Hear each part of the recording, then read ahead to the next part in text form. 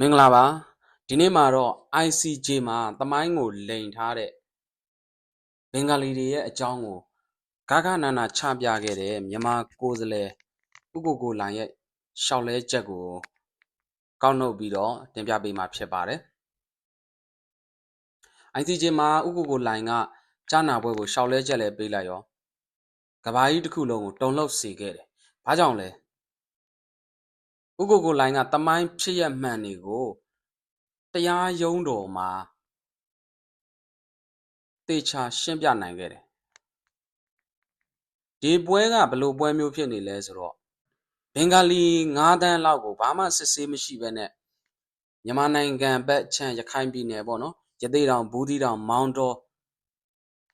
ဒီမြို့နယ်တွေမှာသူတို့အတွက်စေစုံတည်တံ့လိုချင်တယ်နိုင်ငံသား automatic ဖြစ်ချင်တယ်ဒေါ်လာတန်းချီပြီးတော့ရော်ကြီးတွေရချင်တယ်တရားရေးမဟုတ်ဘဲနဲ့တောင်းဆိုပွဲကြီးဖြစ်နေတယ်ပေါ့နော်ပြောရရင်တော့ဒီ ICJ တရားရုံးကတရားရေးကိုမတင်ပြဘဲနဲ့တောင်းဆိုမှုကြီးတွေတင်ပြနေတယ်လို့ဖြစ်နေတယ်ပေါ့နော်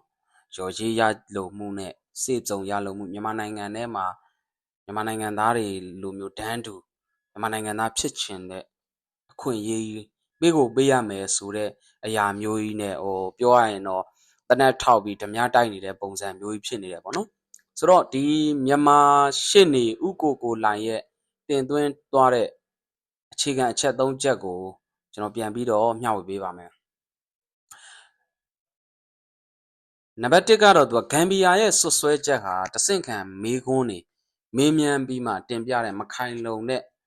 တင်ပြချက်မျိုးတွေဖြစ်တယ်ပေါ့နော်နံပါတ်2ကကြမွတ်စလင်ဘာသာဝင်ဖြစ်တယ်ဆိုတာနဲ့ဘာသာတူတယ်ဆိုတာနဲ့အဲ့ဒီတခုတည်းနဲ့ဒီလူမျိုးတွေကဘာမှမသိဘဲနဲ့တင်ပြတယ်ပေါ့ဒီလူမျိုးကဘာလဲနောက်နံပါတ်3ကကြမြန်မာနိုင်ငံရဲ့ဖွဲ့စည်းပုံအခြေခံဥပဒေခေတ်အဆက်ဆက်မှာကျင့်သုံးခဲ့တဲ့မြန်မာနိုင်ငံသားဖြစ်မှုဆိုင်ရာ1982ခုနှစ်ဥပဒေကိုသူတို့ကစိတ်ကြိုက်ပြန်ရေးဆွဲခြင်းတယ်နိုင်ငံတစ်ခုရဲ့ဥပဒေကိုစိတ်ကြိုက်ပြန်ရေးခြင်းတဲ့တင်ပြချက်မျိုးဖြစ်တယ်ဆိုတာကိုမြန်မာကိုယ်စားလှယ်ကြီးဦးကိုကိုလိုင်ကတင်ပြခဲ့တယ်ပေါ့နော်ဒီအချက်တွေကိုဦးကိုကိုလိုင်ကထိထိမိမိပြောပြလိုက်တဲ့အခါမှာတော့သူတို့တင်ပြတဲ့အချက်တွေဟာသူတို့အတွေးနဲ့ကွက်တိဖြစ်နေပြီမြန်မာနိုင်ငံဘက်ကဦးကိုကိုလိုင်တင်ပြလိုက်တဲ့အခါကျတော့ ICJ တရားခွင်မှာတင်သွင်းခဲ့တဲ့ရှင်းနေတွေကဥပဒေစကားကိုမပြောဘဲနဲ့တာမန်အရက်သားတွေပြောသလိုမျိုးစိတ်ဖြည့်သိမ့်ရာတောင်းဆိုမှုပေါ့နော်ဒီအချက်တွေကိုပဲတင်သွင်းခဲ့ကြတာတွေ့ရတယ်ဥက္ကုကိုလိုင်ကဟိန္ဒူလူမျိုး100နီးပါးကိုအာဆာအကြမ်းဖက်အဖွဲ့ကတပ်ဖြတ်ခဲ့တာတွေကိုတင်ပြပြီးတော့တပ်သေးတွေအဖြစ်ဗီဒီယိုမှတ်တမ်းတွေမျက်မြင်မိသားစုအင်တာဗျူးဗီဒီယိုဖိုင်တွေသင်ချိုင်းမြေပုံပေါ်မှာလူလိမ့်ပြီးငိုကြွေးနေတာတွေဒါတွေကိုတင်ပြနိုင်ခဲ့တယ်ပေါ့နော်ဒါဟာလည်းတစ်ကမ္ဘာလုံးကိုသိစေခဲ့တယ်ဒါကြောင့်မလို့ဂမ်ဘီယာနိုင်ငံလိုတဆင့်ခံသတင်းအဖြစ်တင်ပြတာမဟုတ်ဘဲနဲ့မိသားစုဝင်တွေတက်တည်တွေမျက်မြင်တွေရဲ့တင်ပြချက်တွေကိုရှောက်လဲချက်ပေးလိုက်တဲ့ထုချီလွာကိုတင်ပြနိုင်ခဲ့တယ်ဟေဒီလူမျိုး100နီးပါးကိုတပ်ဖြတ်ခံခဲ့ရတဲ့အဓိကဖြစ်ရက်ကတင်ပြခွင့်တစ်ခုအနေနဲ့ရခဲ့တယ်ဒီဟိန္ဒူလူမျိုး100ကိုတပ်ခံရတာဟာတကယ်ပြောရမယ်ဆိုရင်တော့ဒုတိယကြောရိုးပဲပေါ့နော်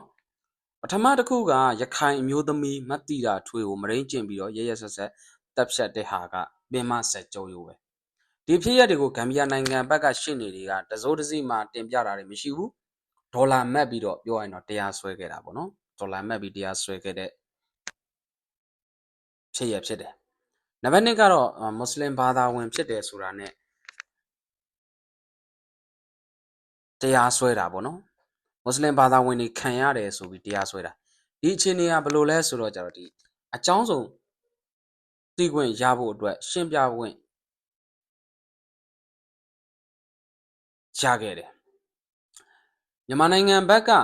လူမျိုးတွေကိုဒီဂမ်ဘီယာနိုင်ငံကခေါ်ဆိုသလိုမျိုးနာမည်တက်ပြီးတော့မခေါ်ဆိုဘူးပေါ့နော်။ဘာကြောင့်မခေါ်ဆိုတာလဲဆိုရင်ဒီလူမျိုးတွေအားလုံးကဘင်္ဂလားဒေ့ရှ်နိုင်ငံကနေခိုးဝင်လာတဲ့ဘင်္ဂါလီလူမျိုးတွေတာဖြစ်တယ် ဒါကြောင့်မို့လို့သူတို့ဂမ်ဘီယာခေါ်တဲ့နာမည်ကိုမြန်မာနိုင်ငံဘက်ကမခေါ်နိုင်ဘူးဒီလူမျိုးတွေကတယောက်တလေမှတော့မရှိဘူးလို့ခါခါတီးတီးညင်းဆိုနိုင်ခဲ့တယ်ဒါကလည်းကဘာကြီးကိုခါခါတီးတီးပြောပြလိုက်တဲ့အကြောင်းအရာဒီလူမျိုးတွေတမိုင်းကိုလိန်ထားတယ်ဆိုတာကိုချပြခွင့်ရတယ်နံပါတ်3ကကဘာတဝမ်းမှာလွတ်လပ်တဲ့နိုင်ငံတိုင်းမှာကိုပိုင်ဖွဲ့စည်းအုပ်ချုပ်ပုံခြေခံဥပဒေဆိုတာရှိတယ်နိုင်ငံတော်ဥပဒေရေးဆွဲပြဋ္ဌာန်းချက်ကိုဂမ်ဘီယာနိုင်ငံဘက်ကဥပဒေပြင်ဆင်ပေးရမှာသူတို့အစစ်ဆေးမရှိနိုင်ငံသားအဖြစ်အတိအမှတ်ပြုရမှာဆိုတဲ့အချက်တွေမြန်မာနိုင်ငံရဲ့ဥပဒေကိုဝေဖန်ထောက်ပြနေတာတွေနိုင်ငံတနိုင်ငံရဲ့ဥပဒေပြဋ္ဌာန်းချက်တွေကိုလာပြီးတော့ပြင်ဆင်လိုတာတွေဒါမျိုးတွေကတော့လက်ခံလို့မရဘူးဆိုတာကိုပြပြသားသားတင်ပြနိုင်ခဲ့တယ်တကယ်တော့ဒီဟိန္ဒူလူမျိုး100လောက်တနာရီတွင်းမှာရဆက်ဆက်တပ်ဖြတ်ခံရတာတွေနေမြေရဲစခန်းတွေ30လောက်ကိုအကြမ်းဖက်ဝင်စီးပြီးတော့နေအိမ်တွေကိုမိရှို့တာဒီလိုတွေဖြစ်လို့နေမြေရှင်းလင်းရေးလုပ်တဲ့အခါမှာသူတို့မွတ်စလင်ဘာသာဝင်တွေကသူတို့နဲ့တူတဲ့တစ်ဖက်နိုင်ငံဘက်ကိုဘင်္ဂလားဒေ့ရှ်ဘက်ကိုထွက်ပြေးရတဲ့အကြောင်းတွေကိုပဲသူတို့ကဒီကြားနာပွဲ ICJ မှာထပ်ခါပြောတယ်ပေါ့နော်ဆိုတော့မြန်မာနိုင်ငံရဲ့ဖွဲ့စည်းအုပ်ချုပ်ပုံခြေခံဥပဒေပြင်လိုတာနောက်ပြီးလူပေါင်း9000ကိုသိဆုံးစေမှုနဲ့နစ်နာကြေးတောင်းဆိုတာတွေကနယ်မြေကိုသိမ်းပိုက်ခြင်းတဲ့တရုတ်မှန်တွေကိုပေါ်ထွက်လာစေခဲ့တယ်ပေါ့နော်ဒီဟာက ICJ တရားရုံးကရာဇဝတ်တရားရင်ဆိုင်တဲ့အရာမဟုတ်ဘဲနဲ့ဘာဖြစ်လာလဲဆိုတော့နစ်နာကြေးတောင်းတဲ့ပွဲကြီးပေါ့နော်အဲ့လိုဖြစ်နေဒါကြောင့်မလို့မြန်မာနိုင်ငံဘက်ကရှင်းနေတွေနဲ့တကွာတင်ပြချက်တွေလည်းတော်တော်များများတင်ပြခဲ့တယ်ပေါ့နော်ဆိုတော့ဒီဥက္ကိုလိုင်ရဲ့တင်ပြချက်ကတော့ဂမ်ဘီယာနိုင်ငံဘက်ကတခွန်းတလေမှတောင်မပြောခဲ့တဲ့ဟိန္ဒူလူမျိုး100ကျော်တပ်ဖြတ်ခံရတဲ့အကြောင်းတွေရှင်းပြခွင့်ရခဲ့တယ်။တမိုင်းမှာမရှိတဲ့လူမျိုးကိုထွင်တဲ့အကြောင်းအရာတွေဘင်္ဂလီလူမျိုးတွေကိုလိန်ပြီးတော့တင်ပြတဲ့အကြောင်းအရာတွေကိုကဘာကြီးကိုသိခွင့်ပေးနိုင်ခဲ့တယ်။ဆိုတော့မြန်မာနိုင်ငံဘက်ကတင်ပြချက်တွေကိုယ်စားလှယ်ဥက္ကိုလိုင်ရဲ့တင်ပြချက်တွေအင်မတန်ကောင်းမွန်ခဲ့ပါတယ်။မြန်မာမှာမရှိတဲ့လူမျိုး135မျိုးကလွဲပြီးတော့